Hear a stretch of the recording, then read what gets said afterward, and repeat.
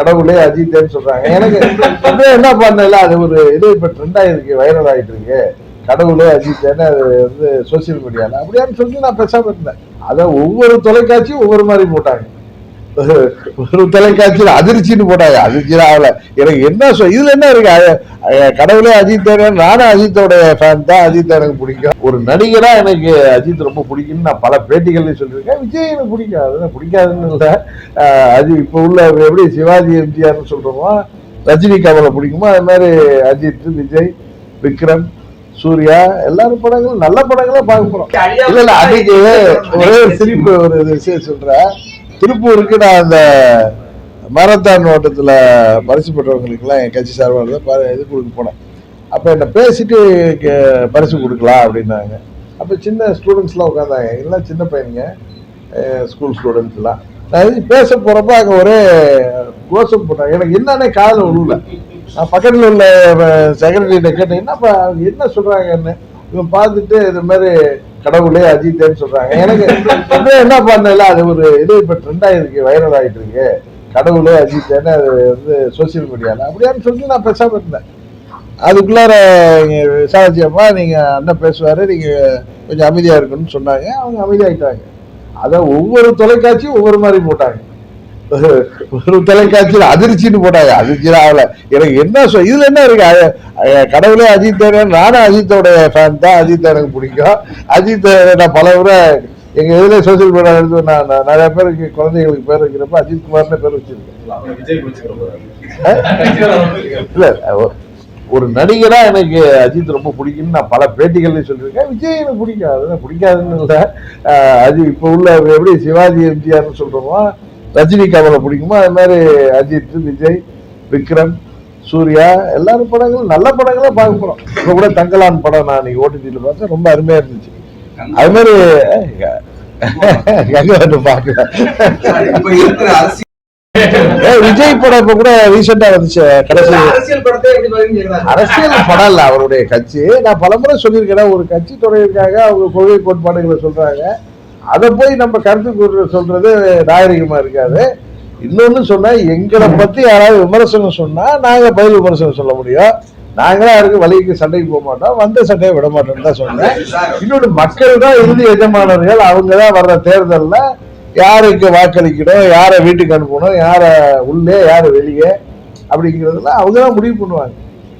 அதுதான் இன்னைக்கு இன்னும் அழகா கேட்டாங்க உங்க நண்பர்கள் திருச்சியில. அவரை பத்தியே ரொம்ப குறிவைத்து தாக்கப்படுறாரு ஏன்னு கேட்டிருந்தாங்க. அதுக்கு காரணம், அது அவர் வந்து எப்பயுமே நல்லா ஒரு அழுத்தம் திருத்தமா ஆணித்தரமா கருத்துக்களை சொல்லக்கூடிய, சமீப காலமாக அவர் ஏதோ ஒரு குழப்பமான சூழ்நிலையில மனதில் இருக்காரோங்கிற மாதிரி வெளிப்படுத்தினதுனாலதான், அவர் தன்னுடைய கருத்துக்களை வெளிப்படுத்துறப்ப ஒரு குழப்பம் தெரிந்ததால்தான் அவர் குறிவைக்கப்பட்டார். அதுதான் அன்னைக்கு நான் சொல்லியிருந்தேன், அவர் இது மாதிரி பிரச்சனைகள் எல்லாம் முளையிலேயே கிள்ளி எறிஞ்சிருக்கணும். அது செய்யாததுனால அது வந்து அவர் நிறைய ஊடகத்தோடைய தாக்குதலுக்கு ஆளானாரு, சோசியல் மீடியால தாக்குதலுக்கு ஆளானாருன்னு நினைக்கிறேன்.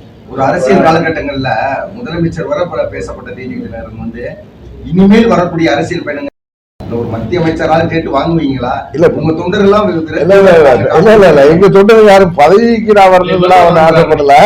அது அவர் சொன்ன முதலமைச்சராக பேசப்பட்டதுதான் சொல்றீங்க. அது மாதிரி திருப்பி பேசப்படுறது நீங்க தானே பேசணும், வருவானா இல்லைன்னு நீங்க தான் அதெல்லாம் டிபேட் பண்ணணும். நான் இந்த அம்மா அவருடைய மறைவுக்கு பிறகு நான் காலத்தின் கட்டாயம் அரசியலுக்கு வந்தேன். நீங்க சொல்ற மாதிரி அம்மாவுடைய கட்சியை மீட்டெடுக்கணும். நான் சொன்னதுல ஒரு போர்ஷனை கட் பண்ணிருக்கேன். ஜனநாயக ரீதியாக மீட்டெடுப்போம் தான் நாங்கள் சொன்னோம். அதுக்கான காலம் வரை நாங்கள் நாங்கெல்லாம் கஜினி மாமூது மாதிரி தொடர்ந்து படம் எடுத்துட்டு இருப்போம். நான் பல முறை சொல்லியிருக்கேன், என்னோட இறுதி சுவாசம் உள்ளவரை நான் பின்வாங்க மாட்டேன். எந்த காம்ப்ரமைஸும் பண்ணிக்காம நான் ட்ரை பண்ணுவேன். அது சம்பந்தமான முயற்சிகளை செஞ்சுட்டு இருக்கோம். மத்திய அரசாங்கத்தில் அது நல்ல ஒரு முடிவு வருங்கிறத எதிர்பார்க்கிறேன். உச்சபட்ச நடிகராக இருந்துட்டு வந்திருக்காரு. அவருக்கு நிறைய யங்ஸ்டர்ஸ் எல்லாம் அவர் ஃபேன்ஸ் இருக்காங்க. அதனால இதுல போய் நம்ம போய் இப்படி அப்படின்னு சொல்ற அளவுக்கு உண்மையை நான் வந்து தப்பிக்கிறது சொல்ல. எனக்கு அதை வந்து அது தேர்தல் நான் அதை நான் இன்னும் நான் மனசுல உள்ளதான் சொல்லுவேன். சில இதுல வந்து நான் கேர்ஃபுல்லா பேசுவேனே தவிர எனக்கு அதை அசஸ் பண்ண முடியலங்க. நீங்க தானே என்ன, நான் உண்மையாக சொல்றது, நீங்க தானே பப்ளிக்ல உட்காந்துருக்கீங்க. நாங்க எங்க பார்ட்டி பீப்புளோ ஃப்ரெண்ட்ஸோ பாக்குறப்ப அவங்க சொல்றது தானே எனக்கு. பட் அது எப்படி வருங்கிறது எனக்கு தெரியல.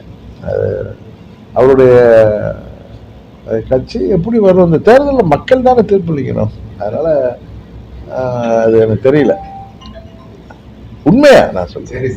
நான் ஏதோ சொல்ல முடியும். நம்ம ஏதாவது அளவுகோல் வச்சிருக்கோமா? எதுவும் கிடையாது.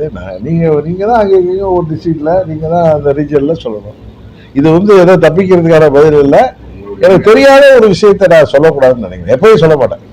பாதகம் செய்பவரை கண்டால் நாம் பயங்கொள்ளலாகாது பாப்பா, மோதி மிதித்து விடு பாப்பா, அவர் முகத்தில் உமிழ்ந்து விடு பாப்பா. அண்மை செய்திகளை உடனுக்குடன் தெரிந்து கொள்ள இணைந்திருங்கள் இயம்நாடு தொலைக்காட்சியுடன்.